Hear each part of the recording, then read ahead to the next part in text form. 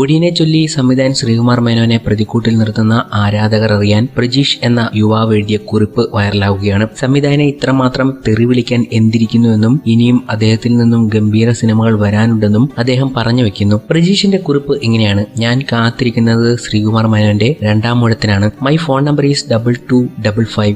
ഓർമ്മയില്ലേ രാജാവിന്റെ മകൻ? മോഹൻലാലിന്റെ തലവര മാറ്റി എഴുതിയ തമ്പി കണ്ണന്താനത്തിന്റെ പടം 1986 തമ്പി കണ്ണന്താനം രാജാവിന്റെ മകൻ സംവിധാനം ചെയ്യുന്നത്. അതിനു മുൻപ് 81 താവളവും 82 പാസ്പോർട്ടും 85 ഒരേ നേരം അല്പനേരം എന്ന മമ്മൂട്ടി പടവും അദ്ദേഹം സംവിധാനം ചെയ്തിട്ടുണ്ട്. ബോക്സ് ഓഫീസിൽ സമ്പൂർണ്ണ പരാജയമായിരുന്നു 3 സിനിമകളും. തമ്പി കണ്ണന്താനം പണി നിർത്തി പോകണം എന്ന് അന്നാരും പ്രകടനം വിളിച്ചിരുന്നില്ല. കേരള സംസ്ഥാന ചലച്ചിത്ര സ്പെഷ്യൽ ജൂറി പുരസ്കാരവും മികച്ച നടനുള്ള കേരള ഫിലിം ക്രിട്ടിക്സ് അവാർഡും ഫിലിം ഫെയർ അവാർഡും അന്ന് മമ്മൂട്ടിക്ക് നേടിക്കൊടുത്ത നിറക്കൂട്ടിന്റെ തിരക്കഥാകൃത്ത് ഡെന്നിസ് ജോസഫ് തമ്പി കണ്ണന്താനത്തെ പോലെ പണിയറിയാത്ത ഒരു ഡയറക്ടറിന് തിരക്കഥ കൊടുക്കരുത് എന്ന് മുറവിളിച്ചു കൂട്ടിയിരുന്നില്ല. അങ്ങനെ സംഭവിച്ചിരുന്നെങ്കിൽ രാജാവിന്റെ മകനും ഭൂമിയിലെ രാജാക്കന്മാരും ഇന്ദ്രജാലവും നാടോടിയും മാന്ത്രികവും ചെയ്യാൻ മലയാളിക്ക് ഒരു തമ്പി കണ്ണന്താനം ഉണ്ടാകുമായിരുന്നില്ല. അന്നോളം ഇറങ്ങിയതിൽ ഏറ്റവും മുടക്കുമുതലുള്ള പടമെന്ന പരസ്യത്തോടെ വൻ പ്രതീക്ഷ ഉണർത്തിയാണ് റോഷൻ ആൻഡ്രൂസ് ബോബി സഞ്ജയ് കൂട്ടുകെട്ടിൽ കാസനോവ വന്നത്.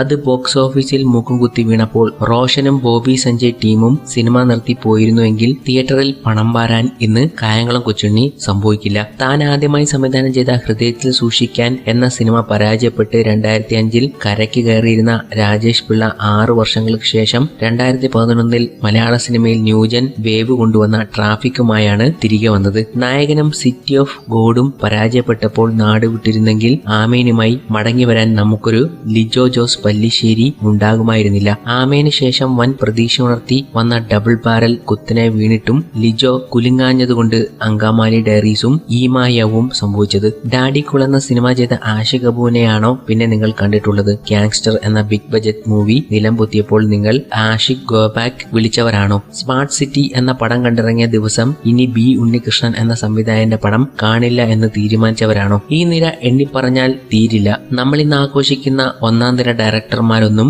ഒന്നാമത്തെ സിനിമ കൊണ്ട് അമ്പരപ്പിച്ചവരല്ല. ഒന്നാമത്തെ പടം ഒന്നാമത്തെ പടമാണ്. പണിക്കുറ്റം തീർന്ന പ്രതിമയിലേക്കുള്ള പ്രയാണത്തിന്റെ ഒന്നാമത്തെ പടമാണത്. ഒന്നാമത്തെ സിനിമയിൽ ഫ്ലോപ്പായ ഡയറക്ടർമാർ പിൽക്കാലം ഗംഭീര സിനിമകൾ ചെയ്തവതരിപ്പിച്ച ചരിത്രം നമുക്കുണ്ട്. 2001 ചെയ്ത സ്റ്റുഡന്റ് നമ്പർ 1 തൊട്ട് 2007 യമദോങ്ക വരെയുള്ള 6 സിനിമകൾ കടന്നാണ് SS രാജമൗലി മഗധീരയിലെത്തുന്നത്. ഒടിയൻ സമ്പൂർണ്ണ പരാജയമാണെന്ന അഭിപ്രായം എനിക്കില്ല. ട്രെയിലറിലെ ആക്ഷനും പീറ്റർ ഹെയിന്റെ പേരും കണ്ട് ഒരു മാസ് മസാല പ്രതീക്ഷിച്ചു പോയവർക്ക് മുമ്പിൽ അതിന് വിരുദ്ധമായ ഒരു പടം വരുമ്പോൾ സ്വാഭാവികമായും കൂവൽ വരും. ഒടിവിദ്യകൾ കണ്ടമ്പരക്കാൻ പോയവർ ഒടിയന്റെ ഇമോഷണൽ ലൈഫിനെ ചിത്രീകരിച്ച ഡയറക്ടറോട് പരിഭവിക്കുക സ്വാഭാവികം. ഇത് ചതിയായി പോയി എന്ന് പറയുക സ്വാഭാവികം. പക്ഷേ ഈ ആക്രോശം അതല്ല. കല്ലെറിയുന്നവരിൽ കണ്ടവരും കാണാത്തവരുമുണ്ട്. അവർക്ക് പലർക്കും കൃത്യമായ ലക്ഷ്യങ്ങളുമുണ്ട്. ഇനി ഒടിയൻ പരാജയമാണെന്ന് തന്നെ ഇരിക്കട്ടെ. ശ്രീകുമാർ മേനോൻ എന്ന ഡയറക്ടർ ഇതോടെ പണി നിർത്തി പോകണം എന്ന അലമുറയിടുന്നവരുടെ ശോഭത്തിന്റെ നിഷ്കളങ്കതയിൽ